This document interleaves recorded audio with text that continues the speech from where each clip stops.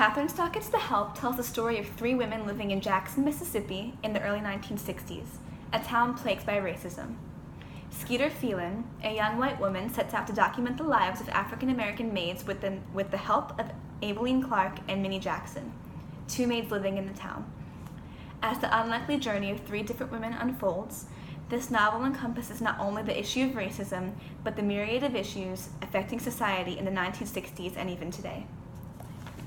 So one thing I really liked about the novel was the characters, especially Hilly, weren't all bad or all good. They all definitely. had faults, and they all had redeeming qualities. Like if we take Hilly, I mean, she's objectively a horrible person. Oh, yeah. She Egregious racist, definitely. Racist, and she just doesn't treat her maids with respect. She really doesn't even treat her friends with respect. But she loves her kids. She's just such an amazing mother.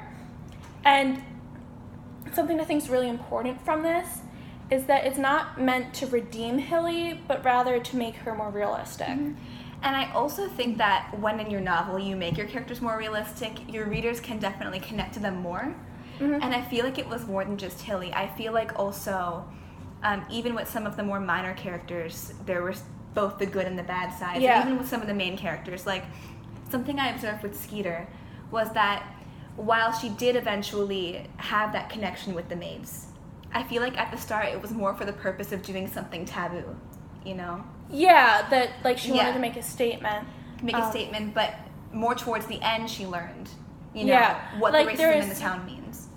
Like there's this moment with Luann, which is kind of a more minor character, I believe. Yeah. She joins the bridge club that Skeeter is shortly kicked out of.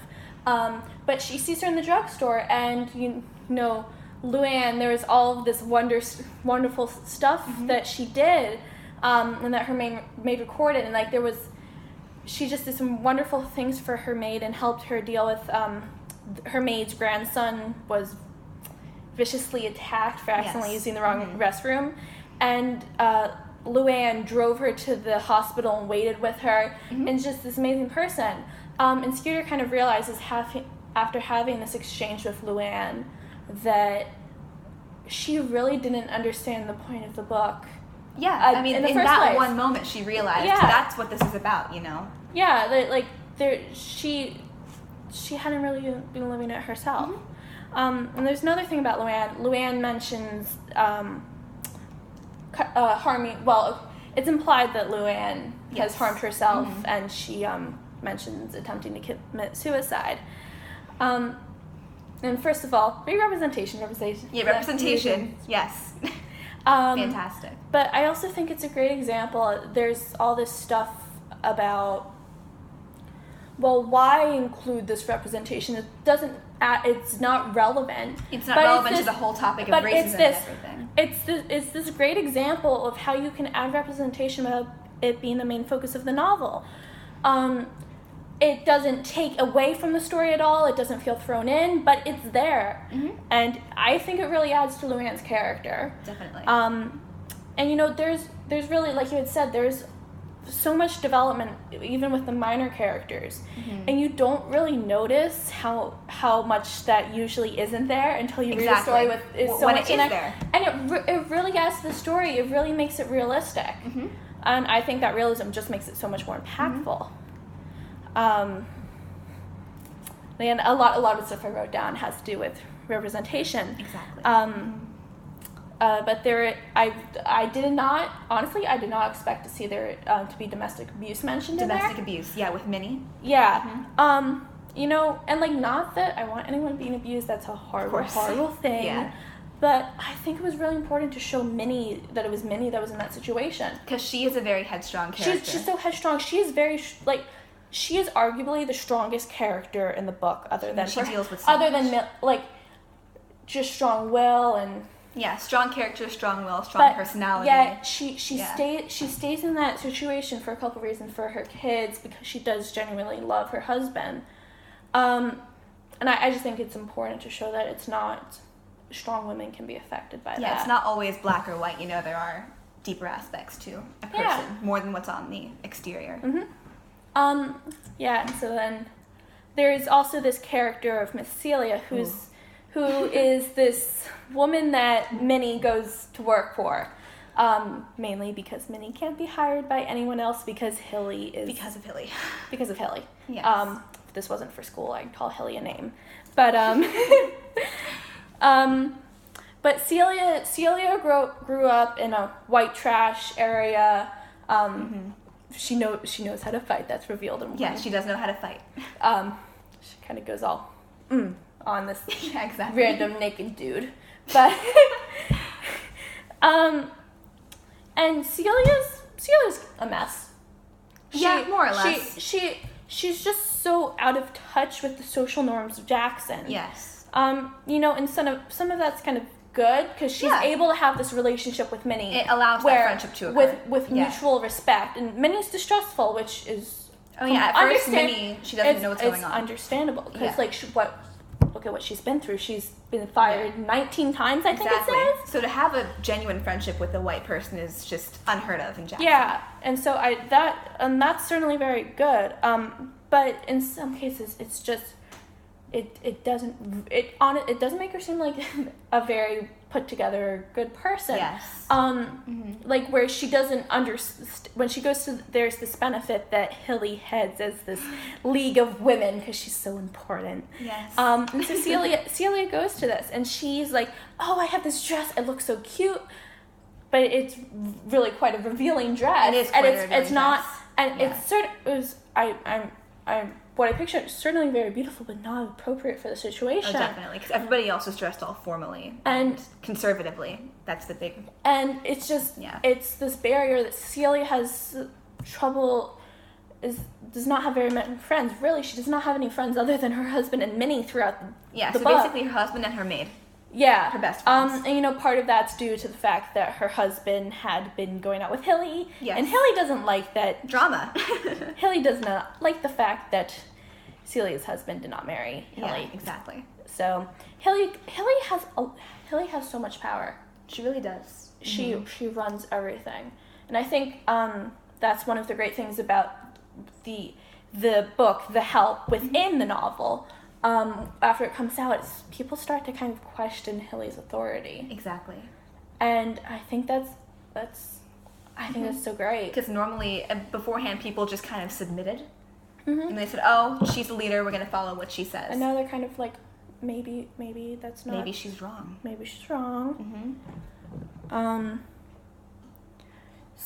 So, talking more about the overall time period and the impact of the novel and my understanding of things, I think it's so valuable to read about times and places and experiences that I have never experienced and I will never experience. Exactly. Time passed. It's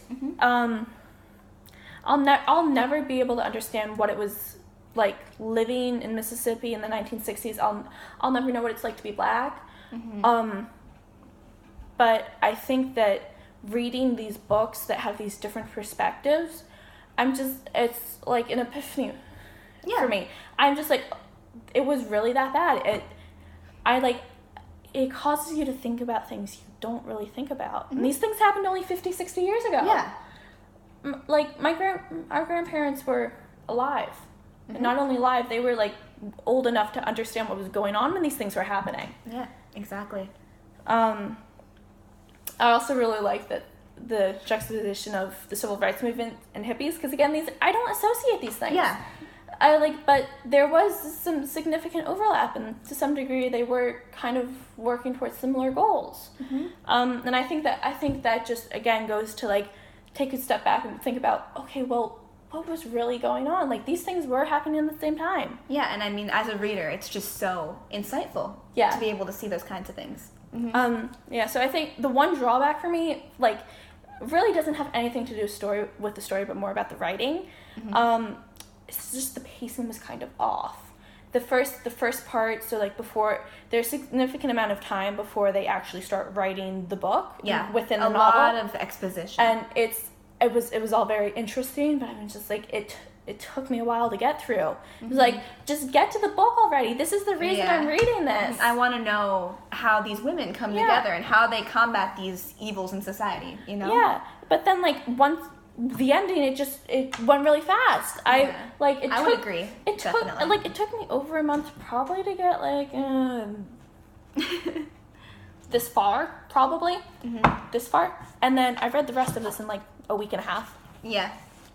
She got through the big chunk of exposition in a month. It's just because, the dialect is also kind of hard to read, which the dialect I think is certainly important. Yes. It adds to the realism. Mm-hmm. It makes it better, mm-hmm. but it's very difficult to get through. Okay. In general, though, I really liked it. It's definitely very valuable. I think it's really important to read about both the bad and good parts of our history, not just in America, but really in the entire world, and see these are things humans have done. Mm-hmm. And I think really the best way to really internalize and have that really happened is to read about it in kind of a narrative style versus reading like a history textbook. So for me, definitely a lot of the things you said I agreed with. Some more points that I would like to bring up. I really like the way that the author was able to balance the use of static and dynamic characters, because obviously you have these main three women. Mm-hmm. Dynamic characters, they go through big changes. Like in the start, Aibileen, she's very, very shy, very, very reserved. Yeah. She wouldn't dare speak back to, the person who's hired her. But by the end, she's written down her thoughts and feelings about being made into this novel, and it's being published. Yeah. I think she certainly goes through one of the biggest changes. Yeah. Just in her demeanor. Yes, definitely. I think Minnie and Skeeter, their changes are more in their understanding and view of the world, but yes. I think Aibileen she soars. Yeah. And then you have characters like Hilly, who throughout the novel really don't change. Mm-hmm. And I think having characters like these, it allows the reader it emphasizes the changes that the main characters are going through. It allows readers to see, wow, these characters are really taking off. They're really able to get their thoughts out there and learn a lot more about society. Yeah. Yeah, definitely. Also, I just wanted to point out that I went into this book expecting it to be mainly about racism. But it definitely exceeded my expectations in that regard because it talked about so many societal flaws that were going on during that time. Like within the bounds of racism itself, they even talked about the issue of mixed children. Mm-hmm. Yeah, like with the story of Constantine and having a child that was pale, and how Constantine had to give up the child to adoption because she couldn't deal with the shame and the stress of having that child who belongs nowhere, nowhere in society, not in the white, not in the black, just there's nowhere for her to go. There's so many isms addressed in the book: racism, classism, sexism, and gender roles. Just there's so many expectations put forth in the novel, and just through consistently there are expectations that are broken by the characters. Mm-hmm. The expectation that whites and blacks don't mix. Yeah. The expectation that upper class and lower class women don't mix. Yeah. The expectation that women go to college to get their good old MRS. Yeah, exactly. And definitely I was going to talk about with gender roles. Something significant to me at the start of the novel was when Skeeter got her position with the Jackson Journal.